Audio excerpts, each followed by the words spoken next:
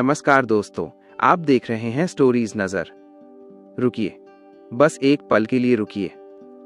आज जब भी आपको थोड़ा सा समय मिले, अपने घर में उस स्त्री के चेहरे को ध्यान से देखिएगा जिसे आप माँ कहते हैं। उसकी झुर्रियों को, उसकी आंखों को और उस इंसान को जिसने आपको जन्म दिया।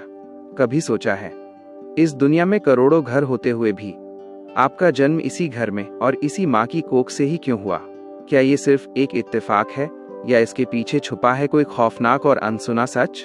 आज आप जानेंगे आपकी पैदाइश का वो रहस्य जो आपकी सोच हमेशा के लिए बदल देगा। हम सोचते हैं कि जन्म सिर्फ एक शारीरिक प्रक्रिया है, लेकिन हमारे प्राचीन ग्रंथ, खासकर गरुड़ पुराण, कुछ और ही कहते हैं। वो कहते हैं आपका जन्म कोई एक्सीडेंट नहीं, बल्कि ब्रह्मांड की सबसे बड़ी अदालत में लिया गया एक फैसला है। जब मृत्यु के बाद आत्मा यमलोक पहुंचती है तो वहां चित्रगुप्त उसका पूरा हिसाब खोलते हैं।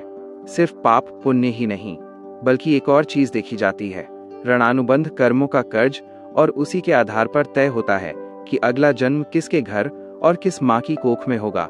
गरुड़ पुराण के अनुसार माँ और बच्चे का रिश्ता 4 तरह के कर्मों पर आधारित होता है। कभी आपने देखा है जहाँ बच्चे ही अपने माता पिता का सबसे बड़ा दुख बन जाते हैं? वही बच्चा पिछले जन्म का दुश्मन होता है। वो आता है अपने पुराने दर्द और बदले का हिसाब लेने। कभी ऐसा बच्चा जो बहुत प्यारा हो लेकिन अचानक दुनिया छोड़ जाए। असल में वो आत्मा सिर्फ अपना पुराना कर्ज लेने आई होती है। जैसे ही हिसाब पूरा, वो इस दुनिया से चली जाती है। कुछ बच्चे अपने माता पिता की पूरी जिंदगी सेवा करते हैं। वो पिछले जन्म के उपकार का कर्ज चुकाने आते हैं। और सबसे दुर्लभ, जो बिना किसी स्वार्थ के सिर्फ धर्म और भक्ति के लिए जन्म लेते हैं। ऐसे लोग अपने पूरे कुल का उद्धार कर देते हैं। अब सोचिए, जिसे हम सबसे सुरक्षित जगह मानते हैं, वो गर्भ शास्त्रों के अनुसार एक कठोर जेल है। घुप अंधेरा, संकरी जगह, दर्द, गर्मी और घुटन, और 7वें महीने में आत्मा को याद आने लगते हैं अपने पिछले जन्म, अपने पाप, अपने किए हुए हर गलत काम। और तब वो भगवान से रो रो कर प्रार्थना करती है, बस एक मौका और दे दो, इस बार मैं सब ठीक कर दूंगा।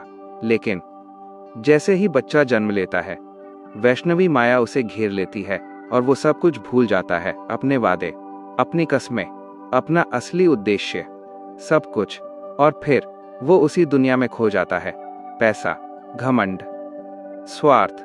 आज आप जो भी झेल रहे हैं, दुख, बीमारी, कर्ज या रिश्तों की तकलीफ, वो कोई सजा नहीं, बल्कि आपका ही बोया हुआ बीज है।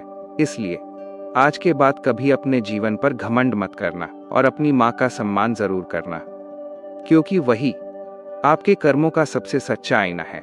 अगर भगवान ने आपको ये इंसानी जन्म दिया है तो इसे सिर्फ जीने में नहीं, समझने में लगाइए। अगर आप जानना चाहते हैं उन आत्माओं का क्या होता है जो जन्म लेने से पहले ही गर्भ में मर जाती हैं, तो अभी कमेंट में लिखिए, मुझे अगला रहस्य जानना है। और ऐसे ही रहस्यमयी और सच्चाई से भरी कहानियों के लिए स्टोरीज नज़ार को अभी सब्सक्राइब कर लीजिए।